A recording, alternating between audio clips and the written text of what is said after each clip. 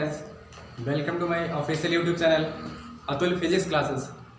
आज का ये मेरा पहला वीडियो है क्लास 11th को लेकर, और पहला चैप्टर मैं पढ़ाने वाला हूँ जिसका नाम है भौतिक जगत, फिजिकल वर्ल्ड। तो चूँकि यहाँ से स्टार्ट होना है, ये बेसिक है हम लोगों के लिए अभी कि हम फिजिक्स का पहला क्लास लेने जा रहे हैं, क्लास कक्षा 11 का फिजिकल वर्ल्ड। तो सबसे ज़रूरी ये होता है कि उसमें हमें जानना कि पढ़ के तो हम 9th से 10th से आ रहे हैं कि विज्ञान क्या होता है, उसको इंग्लिश में हम साइंस कहते हैं। और साइंस को हम लैटिन भाषा में साइंस शब्द सिंटिया शब्द से लिया गया है। सिंटिया शब्द का अर्थ होता है जानना। और भौतिक विज्ञान पढ़ने से पहले ये तो जानना जरूरी है कि विज्ञान की एक शाखा है भौतिक विज्ञान, और भौतिक विज्ञान को अंग्रेजी में हम फिजिक्स कहते हैं। और फिजिक्स जो वर्ड है फिजिक्स, उसको हम ग्रीक भाषा के फ्यूसिस शब्द से लिया गया है। ग्रीक भाषा के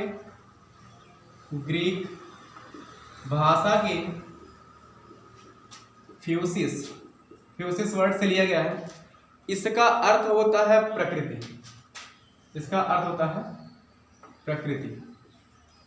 इसके आधार पर हम भौतिक विज्ञान को डिफाइन कर सकते हैं कि भौतिक विज्ञान की वह शाखा है जिसके अंतर्गत हम प्रकृति तथा प्रकृति में होने वाली वैज्ञानिक घटनाओं का अध्ययन करते हैं। भौतिक विज्ञान कहलाता है कि भौतिक विज्ञान की वह शाखा है जिसके अंतर्गत हम प्रकृति तथा प्रकृति में होने वाली घटनाओं का अध्ययन करते हैं या वैज्ञानिक अध्ययन करते हैं, भौतिक विज्ञान कहलाता है।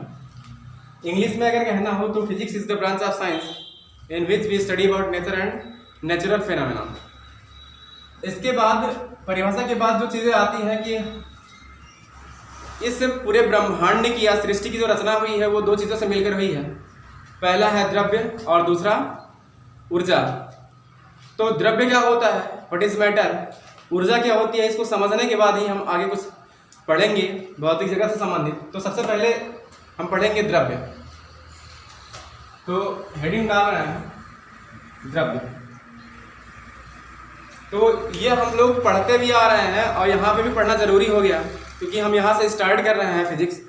तो हम कहेंगे कि प्रत्येक वह वस्तु जो स्थान घेरती है जिसमें द्रव्यमान होता है तथा जिसका अनुभव हमारी ज्ञानेंद्रियाँ प्रत्यक्ष या अप्रत्यक्ष रूप से कर सकती हैं, द्रव्य कहलाता है। जैसे कोई भी एग्जाम्पल दे सकता है, हम ये मार्कर लिए हैं, ये मार्कर भी एक द्रव्य है, ये बोर्ड है, ये डस्टर है, कुछ भी है। यहाँ पर जो हमें प्रत्यक्ष या अप्रत्यक्ष रूप से अनुभव कर सकते हैं हम, जिसमें द्रव्यमान होता है, वो सारी चीज़ें द्रव्य के रूप में अंतर्गत आती हैं। दूसरी हेडिंग जो है ऊर्जा। दूसरी हेडिंग ऊर्जा। तो ऊर्जा क्या है? तो ऊर्जा की परिभाषा दी जाती है कि किसी वस्तु के कार्य करने की जो क्षमता होती है उसे हम ऊर्जा कहते हैं। ऊर्जा के अंतर्गत आती है आपका प्रकाश जो है वो ऊर्जा है, आपका ऊष्मा भी ऊर्जा है, ध्वनि भी एक प्रकार का ऊर्जा है। तो आदि ये सारी चीजें ऊर्जा के एग्जाम्पल हैं। 1905 के पहले ये समझा जाता था कि द्रव्य और ऊर्जा वो अलग अलग चीजें हैं और उसे हम एक दूसरे से रूपांतरित नहीं कर सकते हैं। 1905 में सर अल्बर्ट आइंस्टाइन जी ने एक समीकरण दिया जिसे द्रव्य ऊर्जा समीकरण हम कहते हैं, E = mc²। इस आधार पे हम कह सकते हैं कि द्रव्य और ऊर्जा अलग अलग नहीं है, बल्कि वो एक ही सिक्के के दो पहलू हैं। और द्रव्य को ऊर्जा में और ऊर्जा को द्रव्य में, मतलब एक से दूसरे में हम परिवर्तित कर सकते हैं। यहाँ पर E जो है वो ऊर्जा है, M है वो द्रव्यमान है और C है निर्वात में प्रकाश की चाल। तो E = mc² 1905 में दिया गया, सर अल्बर्ट आइंस्टाइन जी ने दिया था इसको। इसके अगली हेडिंग जहां से भौतिक जगत का शुरुआत होता है, भौतिक जगत का एक तरह से कह सकते हैं, तो यहां से हम पढ़ते हैं क्लासिफिकेशन ऑफ फिजिक्स, भौतिकी का वर्गीकरण। भौतिकी का वर्गीकरण। भौतिकी को मेन रूप से भौतिक विज्ञान को दो भागों में बांटा गया है। पहले भाग को हम स्थूल भौतिकी कहते हैं, स्थूल भौतिकी,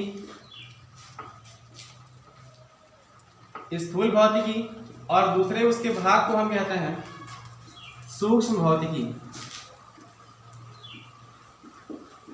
भौतिकी, इसकी इंग्लिश होती है माइक्रोस्कोपी।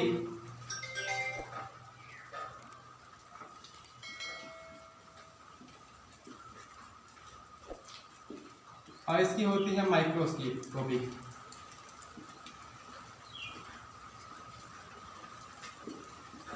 माइक्रोस्कोपी। अब भौतिक विज्ञान को दो वर्गों में बांट दिया गया, तो इससे समझना जरूरी है कि स्थूल भौतिकी और सूक्ष्म भौतिकी क्या होता है। तो स्थूल भौतिकी के अंतर्गत हम पार्थिव तथा खगोलीय घटनाओं का अध्ययन करते हैं। अगर हम पार्थिव और खगोलीय घटनाओं का अध्ययन करते हैं तो वो हमको सूक्ष्म भौतिकी के अंतर्गत पढ़ना होता है। और सूक्ष्म भौतिकी के अंतर्गत हम परमाणविक, आणविक तथा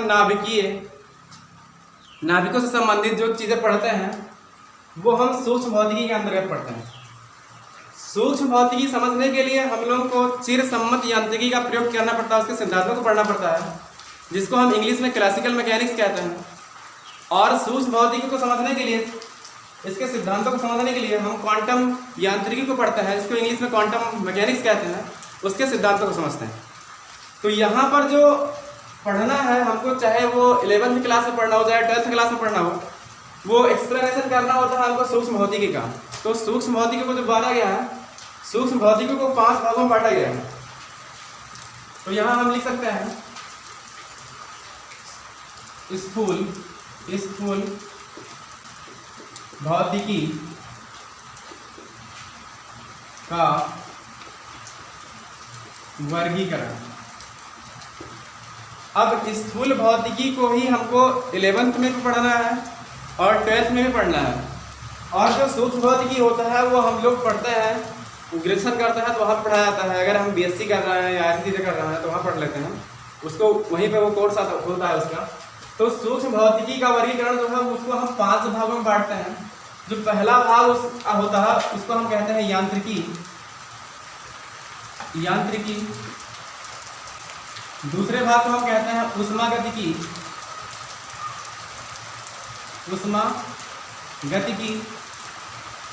और तीसरे भाग को हम कहते हैं प्रकाशिकी।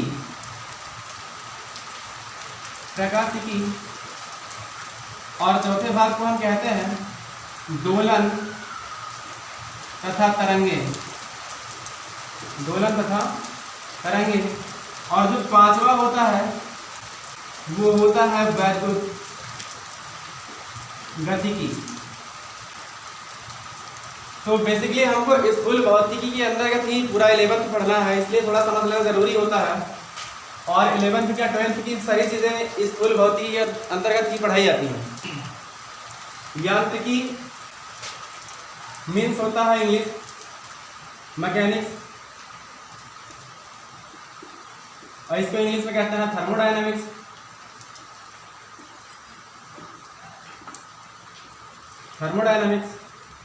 इसको कहते हैं ऑप्टिक्स, ऑसिलेशन,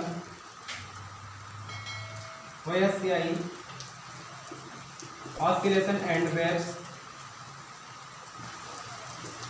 और ये होता है इलेक्ट्रोडायनामिक्स।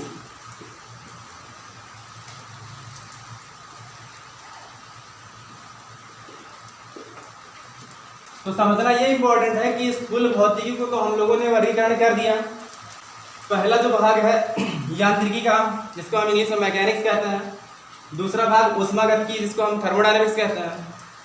तीसरा भाग है प्रकाशिकी, जिसको हम लोग ऑप्टिक्स जानते हैं इंग्लिश में। चौथा भाग दोलन तथा तरंगे, इंग्लिश होती है इसकी ऑसिलेशन एंड वेव्स। और 5वां जो भाग है इसका वैद्युत गतिकी, इलेक्ट्रोडायनेमिक्स। अब समझना ये जरूरी है इसके अंतर्गत हम क्या पढ़ते हैं, और इसके अंदर और जो 5 हेडिंग है इसके अंतर्गत हम लोग क्या पढ़ते हैं। तो सबसे पहले मैं डिस्क्राइब करता हूँ यांत्रिकी कि मैकेनिक्स के अंतर्गत हम क्या पढ़ते हैं। तो मैकेनिक्स के अंतर्गत हम द्रव्य के नियमों को पढ़ते हैं, न्यूटन के गति विषयक नियमों को पढ़ते हैं, गुरुत्वाकर्षण के नियमों को पढ़ते हैं, बल को पढ़ते हैं, जड़त्व का नियम पढ़ते हैं, बलाघूर्ण पढ़ते हैं, आदि सारी चीज़ों को जो पढ़ते हैं हम, जिसका अध्ययन करते हैं, वो यांत्रिकी के अंतर्गत आता है। दूसरी हेडिंग है ऊष्मागतिकी। वो जैसे कि नाम से यह स्पष्ट हो रहा है कि ऊष्मागतिकी मतलब ऊष्मा से सारी चीज़ें संबंधित हैं। तो ऊष्मा का एक रूप से दूसरे रूप में ट्रांसफर होना, ऊष्मा का कार्य में परिवर्तन, एंट्रोपी आदि सारी चीज़ें जो पढ़ी जाती हैं वो हमको ऊष्मागतिकी के रूप में मतलब के अंतर्गत पढ़ी जाती हैं। तो ऊष्मा संबंधित जो भी उसका ट्रांसफॉर्मेशन है, बदलाव है या उसमें ह्रास होता है, जो भी एंट्रोपी वगैरह सारी चीज़ें हम ऊष्मागतिकी के अंतर्गत पढ़ते हैं। तीसरी हेडिंग आती है प्रकाशिकी, ऑप्टिक्स। ऑप्टिक्स प्रकाशिकी के नाम से भी क्लियर हो रहा है कि प्रकाश से संबंधित चीज़ें जो भी होती होंगी वो प्रकाशिकी के अंतर्गत आती हैं। तो प्रकाशिकी के अंतर्गत बहुत सारी चीज़ें आती हैं, सबका नाम लेना संभव नहीं है, लेकिन तब भी हम बता देते हैं कि जैसे मान लीजिए प्रकाश का अपवर्तन, प्रकाश का परावर्तन, ध्रुवण, और यहाँ तक कि सूक्ष्मदर्शी, दूरदर्शी, इंद्रधनुष का बनना, सारी चीज़ें वो प्रकाशिकी पर डिपेंड होती हैं और वो सारी चीज़ें पढ़ी जाती हैं तो प्रकाशिकी का भाग होता है।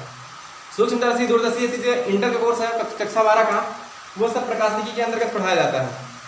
अगली हेडिंग है दोलन तथा तरंगे। तो किसी वस्तु के दोलनों से दोलन कैसे होती है, क्या होता है, क्या उसमें विक्षोभ होता है कि कोई वस्तु दोलन करता है, तो विक्षोभ से संबंधित सारी चीज़ें जो पढ़ी जाती हैं वो इस हेडिंग के अंतर्गत पढ़ी जाती हैं, दोलन तथा तरंगों के अंतर्गत। और लास्ट जो हेडिंग है वैद्युतत्व की, ये ज़्यादा इंपॉर्टेंट है थोड़ा। ये फर्स्ट पेपर कह सकता है कि इंटर फर्स्ट ईयर का, मतलब इंटर फाइनल का 10+2 का पहला जो पेपर है वो वैद्युतत्व की ही है। इसके अंतर्गत हम क्या पढ़ते हैं, इसके अंतर्गत हम पढ़ते हैं आवेश तथा चुंबक से संबंधित जितने भी नियम होते हैं वो सब के सब वैद्युतत्व के अंतर्गत पढ़ाए जाते हैं। इसमें मुख्य रूप से कूलाम का नियम, गॉस का नियम, फैराडे का नियम आदि नियम पढ़ाया जाता है। तो ये सारी चीज़ें आज से क्लास जो है हम इतने बस ही सीमित करते हैं। सबसे पहले मैंने द्रव्य की परिभाषा बताई, ऊर्जा की परिभाषा बताई कि किसी वस्तु के कार्य करने की क्षमता को ऊर्जा कहते हैं। भौतिकी का वर्गीकरण क्या होता है कि दो भागों में बांटते हैं, तो सूक्ष्म भौतिकी और स्थूल भौतिकी। इसके अंतर्गत क्या होता है, सूक्ष्म भौतिकी के अंतर्गत हम पार्थिव तथा खगोलीय घटनाओं का अध्ययन करते हैं। सूक्ष्म भौतिकी के अंतर्गत हम परमाणुवीय, नाभिकीय, परमाणुवीय, आणविक तथा नाभिकीय घटनाओं का अध्ययन करते हैं। और इसको समझने के लिए हम चिर सम्मत यांत्रिकी का अध्ययन करते हैं, उनके सिद्धांतों का अध्ययन करते हैं। और सूक्ष्म भौतिकी को समझने के लिए हम क्वांटम यांत्रिकी को समझते हैं। स्थूल भौतिकी को 5 भागों में बांटा गया है, यांत्रिकी, ऊष्मागतिकी, प्रकाशिकी, दोलन तथा तरंगे और वैद्युतत्व। जिस चीज़ को हम 5 चीज़ को समझा चुके हैं और अगले वीडियो में इससे आगे हम पढ़ाएंगे आप लोगों को। मेरा वीडियो लाइक कर दीजिए, सब्सक्राइब कर दीजिए, शेयर कर दीजिए। बहुत बहुत धन्यवाद।